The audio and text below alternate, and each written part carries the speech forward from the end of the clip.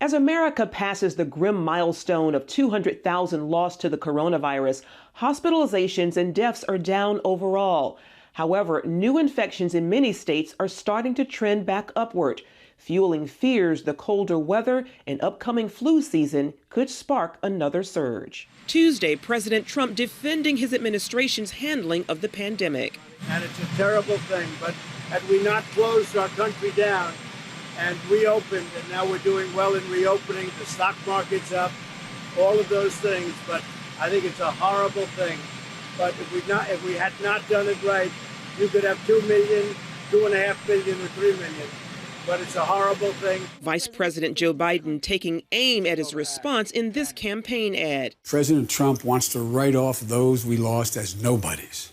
This president is trying to erase the reality we're living today because he thinks it helps him politically. In a recorded speech to a virtual UN General Assembly, the president laid the blame squarely on China.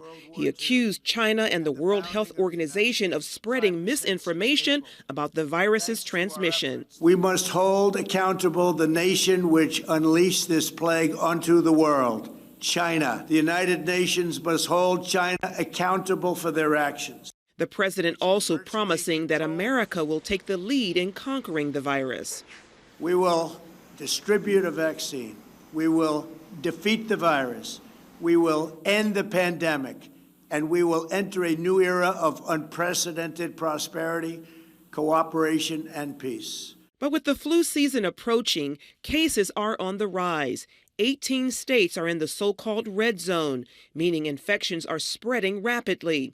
Citing concerns of a second wave combined with the flu season, Dr. Fauci warning people to take precautions by wearing masks and avoiding crowds. It's unacceptable to not realize that we are entering into a risk period, and we've got to act accordingly as we enter into that risk period. And while Dr. Fauci is cautiously optimistic about a vaccine, the Food and Drug Administration is set to issue tougher restrictions. CBN News medical reporter Lori Johnson says part of the reason is because people are afraid to get the vaccine. So they say that later this week they're going to increase the standards. They're going to say that for as far as phase 3 trials, that a person in a phase 3 trial needs to be in it for 2 months. They want to see at least 5 severe cases of COVID in some of these test areas, because remember that some people get the vaccine and some people get a placebo, and they want to see if these people who get a placebo get very serious cases